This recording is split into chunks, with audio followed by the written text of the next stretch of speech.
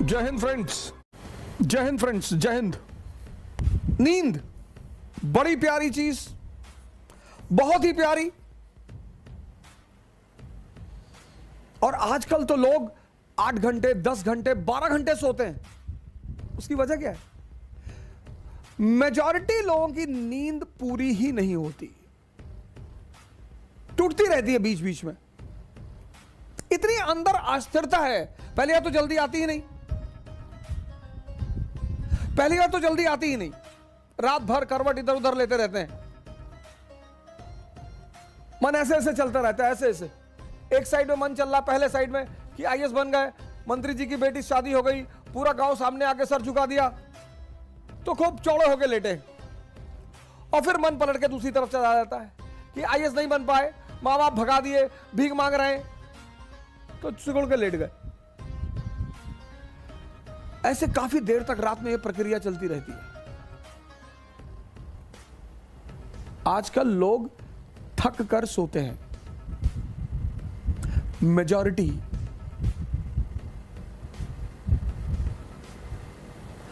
आजकल लोग अपनी नींद से नहीं सोते कि लेटे नींद आ गई, थक कर कि भैया रात भर इधर उधर पलटते रहे और पता नहीं कब नींद आ गई। नींद बहुत इंपॉर्टेंट चीज है सर। अगर गहरी आ जाए, फुल फ्लेजेड, तो 5 घंटे बहुत है, 6 घंटे तो बहुत ज्यादा है। अगर बेहोशी की नींद आ जाए, 6 घंटे बहुत ज्यादा है। नींद का त्याग होगा तो जागरण मिलेगा।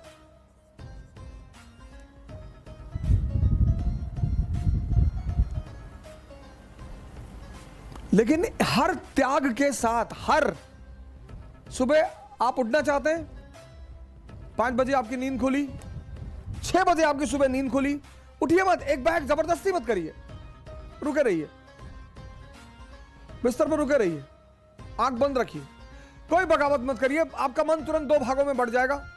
एक कहेगा कुछ नहीं होता यार, 2 घंटे सो ले यार, कुछ नहीं होता सुबह उठने से। 2-4 एग्जाम्पल भी गिला देगा कि चर्चिल हमेशा 11 बजे सो के उठता था, ब्रिटेन का प्रधानमंत्री था, उठता ही था। मन की सबसे बड़ी ताकत क्या है कि जो वो करवाना चाहता है उसके पक्ष में एविडेंस देना शुरू कर देता है। रुके रहिए आप बिस्तर पे, एकदम रुके रहिए। और जो भी आपका नाम है, जैसे अवध आपका नाम है, जगाइए। बड़ा अजीब सा लगेगा पहले 15 दिन, बहुत अजीब सा लगेगा। खुद को जगाइए, खुद को आराम से। यह साधना है, यह संस्कार नहीं है, यह साधना है, यह ध्यान है।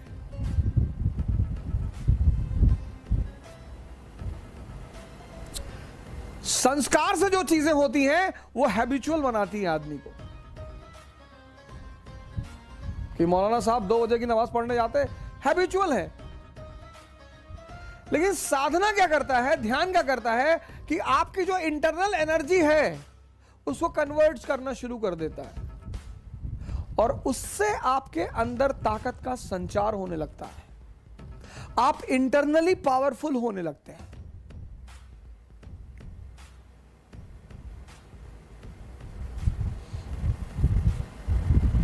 जिसने भी इंद्रियों को छोड़ा, सेंसेस को,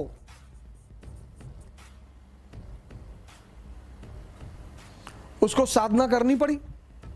और जिसने सही डायरेक्शन में किया, बुद्ध ने, महावीर ने, दादू ने, नानक ने, रैदास ने, तो उनको कॉन्शियस मिल गई, चैतन्य।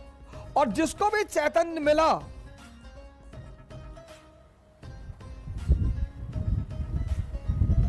वो महान हो गया। त्याग किसका करना है? सेंसेस का।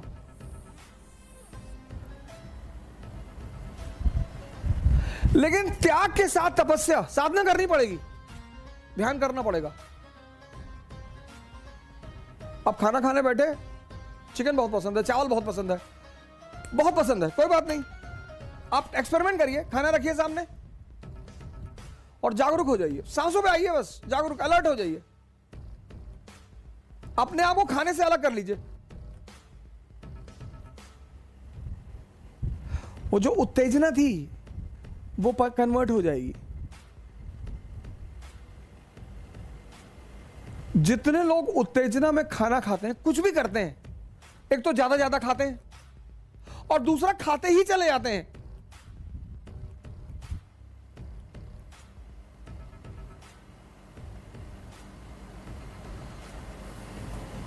जब यहां तक भोजन पहुंच जाता है कि अब नहीं जा सकता, तब उनको लगता है कि पेट भर गया।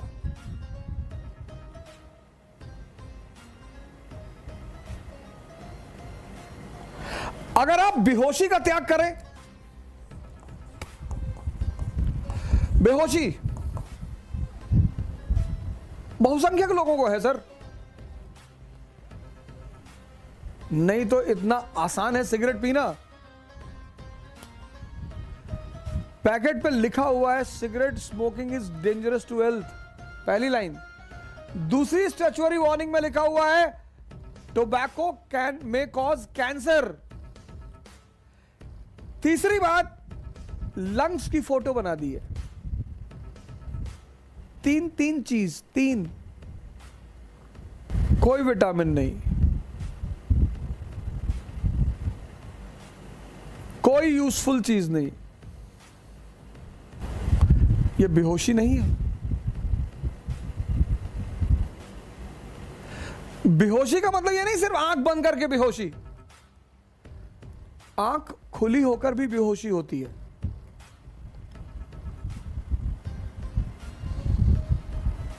वो बड़ी अजीब सी बेहोशी है। 98% को एहसास ही नहीं होता कि वो बेहोश है।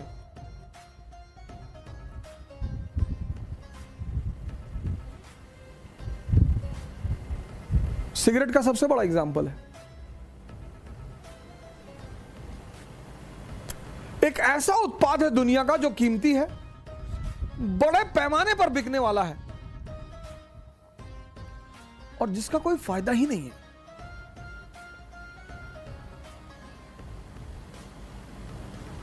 शराब का तो भी कुछ है और बहुत कुछ है। शायद ही दुनिया का कोई रोग हो जिसमें सिगरेट पीने को रिकमेंड किया जाए।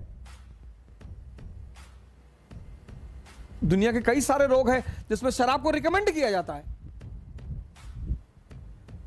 आर्मी के लोग तो लेकर ही चलते हैं शराब, अफीम। इंजरी हो गई, घायल हो गए तो पेन को रोकने में काम आती है।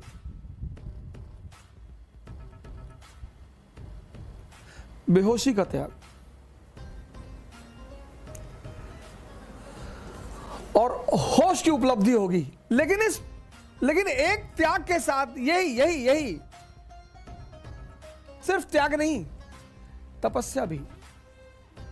बैठना पड़ेगा सर, सांसों को देखना पड़ेगा। आप सिगरेट लीजिए, ऐसा कसम मत खाइए कि अब मैं सिगरेट की दुकान की तरफ देखूंगा नहीं, अब मैं सिगरेट की दुकान की तरफ जाऊंगा नहीं। ना ना ना ना ना ना, ऐसे नहीं। मंदिर में गए, कसम खा लिया कि आज से शंकर जी की, भोलेनाथ के सर पे हाथ रखे कसम खा रहे हैं जो एक सिगरेट पी ले, ये सबसे कुछ ना होगा। सिगरेट रख लीजिए बगल में और जैसे ही तलब, इच्छा तो होती नहीं, तलब, सांसों पे आइए, तुरंत सांसों पे आइए और डीप सांस अंदर ले आइए। यह आपके विल पावर की तपस्या, मतलब विल पावर की जांच। तो वो जो तलब अंदर उठ रही है वो उतने समय में परिवर्तित होगी सर, बदलेगी। पुरोहितों ने क्या किया? पुरोहितों ने इस पूरे कॉन्सेप्ट को ही खत्म कर दिया। वो चाहे हिंदू पुरोहित हो, चाहे मुसलमान पुरोहित हो, चाहे सिख पुरोहित हो, इस पूरे कॉन्सेप्ट को मार डाला। किसी भी धर्म के पुरोहित से अगर आप पूछिए, सैक्रिफाइस, त्याग, बाहरी बताएगा, बाहरी। धन दे दो, फिर उससे क्या होगा? नहीं, धन का त्याग करो, नहीं फिर उससे होगा क्या? तुम्हारे पास 10 करोड़ रुपया, तुमने 10 करोड़ किसी को दे दिया, तुम्हारे अंदर क्या चेंज हुआ? तुम्हारे अंदर क्या बदला? कुछ भी नहीं।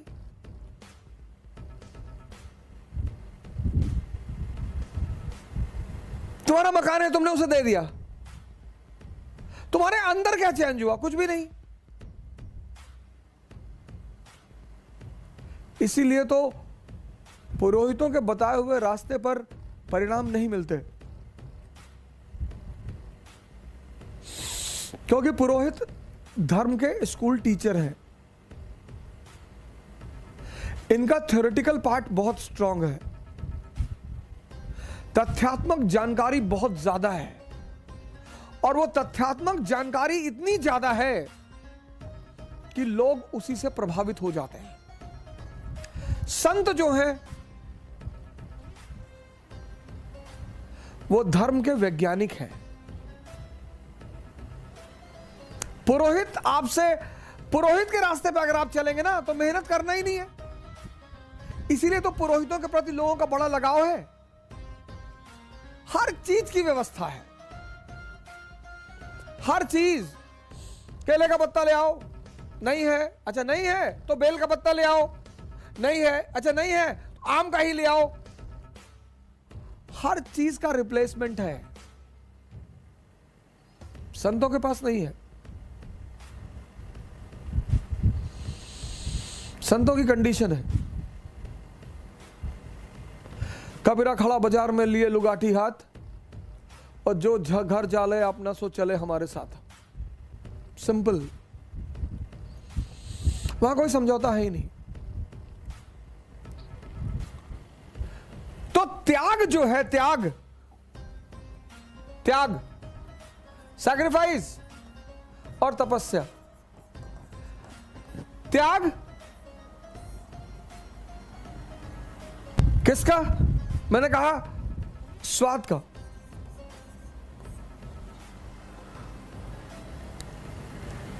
लेकिन इस त्याग और तपस्या के बीच में एक छिपी हुई चीज है, साधना।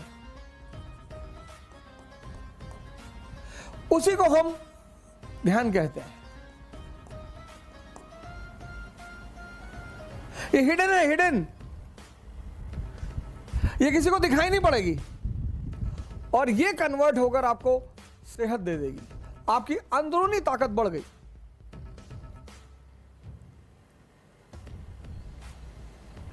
आपकी अंदरूनी ताकत बढ़ गई। बेहोशी का त्याग, भागना नहीं है, आपका होश बढ़ गया।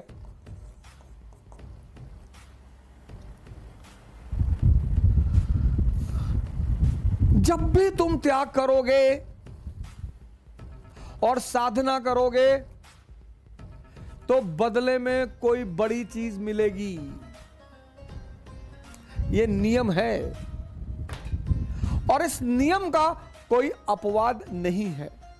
इसी नियम को पालन किया प्रभु राम ने।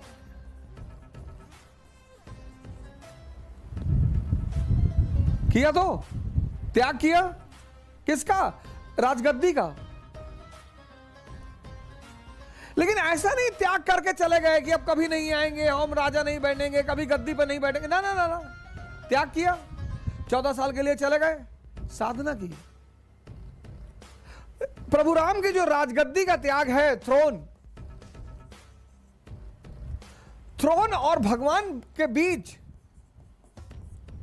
ये है साधना और ध्यान।